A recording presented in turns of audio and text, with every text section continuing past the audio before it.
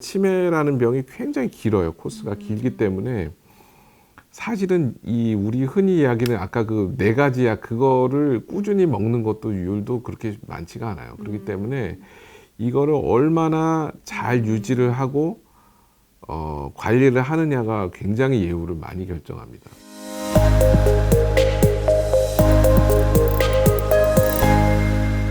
네, 치매 중에서도 혈관성 치매에 대해서 자세하게 알아보고 있는데요.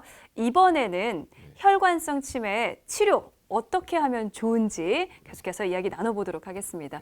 선생님, 혈관성 치매는 좀 특별하게 좀 다른 치료법이 있을까요? 그 통상적으로는 알츠하이머병의 치료하고 되게 유사하다고 보시면 돼요. 그래서 이제 약물 치료는 이제 4가지 약을 쓰죠. 네. 옛날에 뭐 아리세프트나 뭐 저도 참 이게 왜 약물이 아직까지 이렇게 오래된 그러니까요. 약을 쓰고 있는지는 네. 잘 이게 모르겠습니다. 개발이 왜 이렇게 힘든가요? 20년짜리 약인데 그 얘기 하자면 굉장히 길어요. 일단은 치료 먼저 말씀을 드리면 네.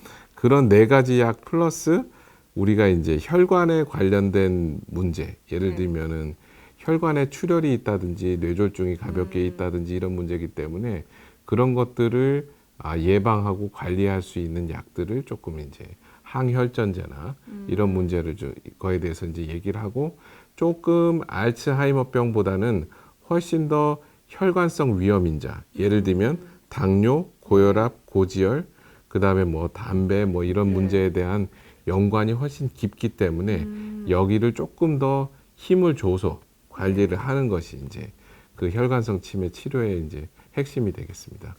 그 이외에도 이제 나머지는 이제 뭐 알츠하이머병의 관리하고 되게 비슷해요. 뭐 예를 들면 혈관 관리 플러스 뭐 운동, 그다음에 인지 활동 뭐 이런 문제가 있어서 그런 것들을 이제 한꺼번에 잘 종합을 해가지고 관리를 해주는 것이 핵심이고, 이제 마찬가지로 치매를 일찍 발견을 해서 관리를 하면 할수록 이 경과가 굉장히 이제 그 예후는 양호하다고 볼 수 있겠습니다. 그럼 혈관성 치매에 걸리기 쉬운 환자군이 있을까요? 뇌졸중의 리스크가 있는 사람들은 걸리기가 쉽죠. 그래서 당뇨가 있고 고혈압이 있고 고지혈이 있고 뇌졸중의 유전력이 있고 뭐 이런 분들은 걸리기가 훨씬 더 쉽습니다. 그러면 혈관성 치매는 어느 정도 좀 유전도 생각해 볼 수 있는 건가요? 뇌졸중 유전력 같은 것들에 있어서 이제 그런 것들이 있는데 아주 특별한 유전자가 있는 것은 아닙니다. 네, 그런 건 아니고 뭐 알츠하이머도 마찬가지죠. 뭐 대체적으로 유전성이 있는 알츠하이머 병도 있어요. 그래서 그런 경우도 있지만 혈관성도 유전성이 있는 혈관성 치매가 있어요. 있는데 그런 건 예외하고 우리가 보통 임상 현상에서 만나고 있는 혈관성 치매나 이런 거는 뚜렷한 유전자가 있다고는 보기는 어렵고 어느 정도 그런 성향은 있을 수는 있죠. 네. 근데 제가 듣기로는 치매에 걸렸다고 인정을 하지 못하는 환자들이 많다고 들었거든요.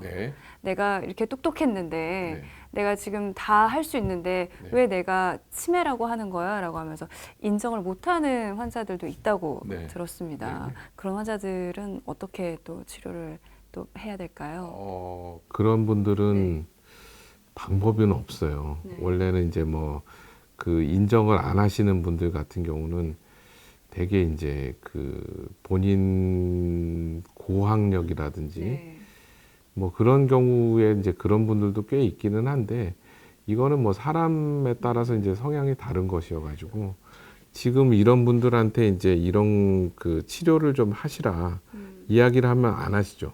그렇죠. 치료를 받으러 잘 안 가신다고 하더라고요.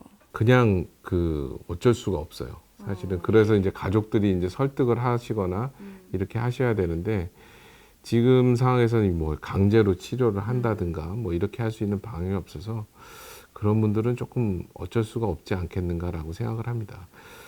근데 이제 문제가 뭐냐면은 이제 아까 그래서 이제 인정을 잘 안 하시는 분들이나 뭐 이런 얘기를 해가지고 제가 조금 말씀을 드리면 우리가 이제 인지 예비능이라는 이야기가 있어요. 뭐냐면은 치매에 잘 안 걸리는 사람들의 이제 특성들이 있습니다. 그게 이제 뭐냐면 인지 예비능을 우리가 크게 3가지를 봐요. 그래서 하나는 교육을 얼마나 받았나. 하나는 내가 태어나기를 IQ가 얼마나 좋은가. 하나는 내가 현재 직업 상태가 얼마나 양호한가. 예, 요거를 갖다가 이제 세 가지를 보고 있는데 이게 높으신 분들일수록 치매가 잘 안 걸립니다. 예, 근데 문제가 뭐냐면 이 함정이 있는 게 이게 치매가 잘 안 걸리는데 이런 분들이 일단 치매에 걸리면 진행이 되게 빨라요. 어머, 어떡하죠? 예, 그래서 이게 지금 뭐 이거에 대해서도 이제 왜 이게 진행이 빠른가에 대해서도 이게 굉장히 연구도 많이 되고 있지만 하여튼 그렇습니다. 그래서 오히려 조금 이제 약간 농촌 지역이나 이런 데서 이렇게 하시는 어르신들이 뭐 치매 잘 걸리는 것 같은데 굉장히 그 상태로 굉장히 오래 가서 예, 그런 거에 대해서 의견도 분분하고 하지만 하여튼 그렇습니다. 그런 이야기들도 있고 합니다. 그리고 혈관성 치매도 이렇게 계속 진행 속도를 늦추는 방식으로 똑같이 이렇게 치료가 진행되는 건가요? 예, 그래서 이제 마찬가지로 이제 그 알츠하이머병하고 마찬가지로 최대한 이제 이런 그 인지 기능을 좀 유지할 수 있는 방향으로 치료를 하죠. 근데 이제 혈관성 치매에 특히 이제 다발성 경색 치매든 이제 혈관성 치매는 알츠하이머병하고 이제 아까도 말씀드렸지만 계단식으로 떨어지는 경우가 있다고 그랬잖아요. 그래서 조금 좋다가 좀 이렇게 톡 하고 떨어져요. 떨어지다가 또 이제 유지하다가 어떤 면에 있어서는 그 조금 올라오는 경우도 있고 막 이래요. 그래서 이 혈관성 치매에 걸렸다고 처음에는 막 이제 큰일 났어요. 뭐 이제 하고 있었다가 제 이제 실제 환자 관리하시는 어르신이 그렇습니다. 그래서 근데 실제로 좋아졌어요. 이게 유지가 상당히 알츠하이머병보다 잘 되는 편이었었어요. 근데 이분이 그렇다고 하면서 약을 끊으셨어요? 예.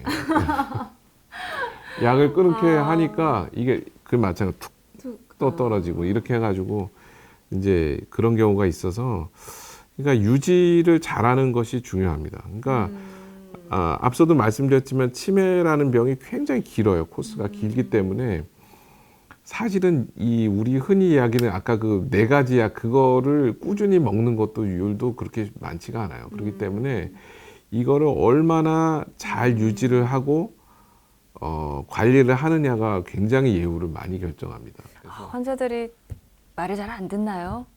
약을 잘 안 드세요? 비근한 예로 네. 아나운서님이 네. 예, 뭐 예를 들면 감기를나 뭐 이제 뭐 이런 거 예를 들면은 약을 뭐 먹는데 한 의사가 뭐 한 일주일분 지어줬습니다. 근데 이거를 일주일분 다 안 먹어요. 좋아하시면 쉽게 끊으시잖아요. 내 몸 좀 괜찮아졌다 싶으면 끊으시기 때문에 많이 똑같아요. 먹어서 좋을 거 없지 이런 생각하죠. 근데 이거를 뭐 한 10년 뭐 이렇게 먹어야 된다고 생각을 하시면 얘기가 달라지죠. 그러네요. 예. 이거를 우리가 이야기하는 복약 수능도 이렇게 이야기를 하는데 뭐 다른 정신과 병 마찬가지 뭐 조현병 마찬가지 다 이제 복약 수능도를 얼마나 잘 지키느냐에 따라서 예후 많이 다르죠. 예. 그렇기 때문에 복약 수능도뿐만 아니라 우리 이제 뭐 얘기할 거예요. 뭐 삼행 삼권 뭐 삼급 뭐 이렇게 얘기하는 뭐 당뇨, 고혈압, 고지혈, 우울증, 뭐 운동 부족 뭐 이런 것들을 관리하는 문제도 마찬가지입니다. 이게 굉장히 오래 지속하는 거가 힘들어요. 예방이 물론 다 가능하고 모든 성인병이라는 거가 어쩌면 공통점일 수 있습니다. 오랫동안 내가 운동을 하고 오랫동안 이제 뭐 혈관 관리를 하고 이런 문제는 완전 얘기가 다른, 그러니까 굉장히 고도의 자기 관리가 필요한 문제거든요. 근데 평소에 뭐 자기 이제 생활 습관 자체가 이제 별로 좋지 않으신 분들 같은 경우가 이런 관리가 정말로 쉽지 않습니다. 그래서 흔히 뭐 병원에서 아이고 뭐 아버님 뭐 이제 문제가 생기셨으니까 이제 혈압약도 잘 챙겨 드시고 예? 당약도 이제 잘 끊이지 않게끔 이제 뭐 하시고 뭐 이런 얘기들을 하는데 이게 쉽게 지켜지지 않아요. 맞아요. 예, 그렇기 때문에 이런 문제를 이제 내가 가지고 있는 나쁜 습관을 바꿀 수 있도록 이분들한테 이제 효과적으로 이분들의 생활 습관을 바꿔주는 게 사실은 치매 예방에 있어서 굉장히 중요한 요소라고 할 수 있습니다. 그래서 잘 걷고 뭐 땀 흘리도록 운동하세요. 뭐 이제 다 좋은 얘기예요. 좋은 얘기인데 해야 말이지. 그래서 지금까지 이야기하고 있는 생활 습관 그 개선 프로그램 자체가 어느 면에 있어서는 좀 효과가 없는 이유도 바로 거기에 있습니다. 굉장히 자기가 꾸준하고 굉장히 힘들어요. 사실은 치매 예방이 이제 그런 다기관 중재라 그래가지고 이 여러 가지 이제 문제가 있는 거를 통제하고 있는 거에 대규모 연구가 있었어요. 여러 연구가 있는데 그 중에서 성공한 데가 핀란드에서 한 연구만 성공을 했습니다. 근데 뭐 예를 들면 미국이나 프랑스라든지 이런 데서 한 예방 연구는 다 실패를 하게 돼요.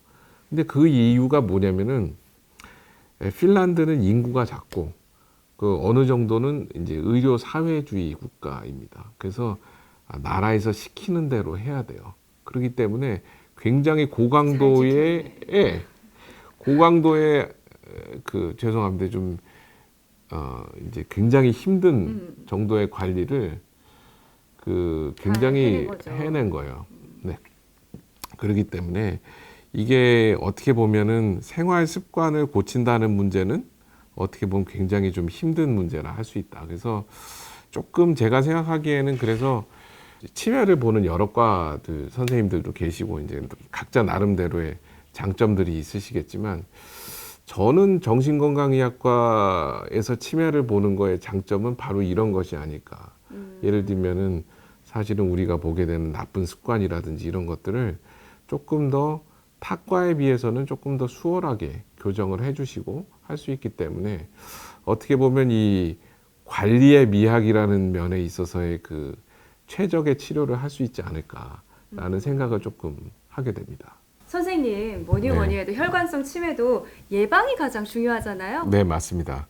근데 이 치매라는 것은 이제 어떤 치매나 특히 이제 우리가 흔히 많은 수의 치매를 차지하고 있는 알츠하이머든 혈관성 치매든 그 예방의 근간은 유사하다고 할 수 있겠습니다. 그래서 뭐 당뇨, 고혈압, 고지혈, 운동 부족, 그 다음에 뭐 수면 장애, 그 다음에 이제 인지 활동 이런 것들을 하면은 우리가 통상적으로는 뭐 이제 20에서 30, 많게는 40%까지 이제 이야기들을 하고 있어서요.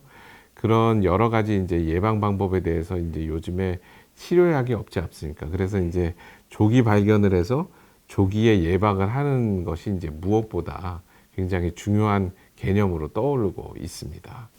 네, 뭐 치료도 예방도 가장 중요한 게 꾸준함인 것 같은데요. 네. 선생님 마지막으로 치매로 뭐 걱정하고 있는 환자분들 아니면 치매가 있는 가족 때문에 또 고민인 또 이렇게 다른 시청자분들을 위해서 또 한 말씀 부탁드릴게요. 그 제가 이제 드리고 싶은 말씀은 이제 한 가지입니다.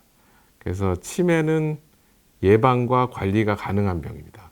그래서 지금 살펴보시면 완치가 가능한 성인병이 얼마 없어요. 만성 성인병이 뭐 고혈압, 당뇨, 고지혈 이런 것도 다 본인들이 약을 먹고 생활습관 관리하고 하시면서 관리를 하고 있는 그런 병입니다. 그렇기 때문에 치매도 마찬가지예요. 그래서 어느 정도 자기가 병을 잘 알고 또 보호자들도 잘 알고 하게 되면은 이 예방과 관리가 어느 정도 가능한 병이라고 할 수 있겠습니다. 그래서 치매나 우리가 이제 인지장애가 생겼다고 실망하지 마시고 정확하게 이제 내가 진단을 받고 관리를 하시면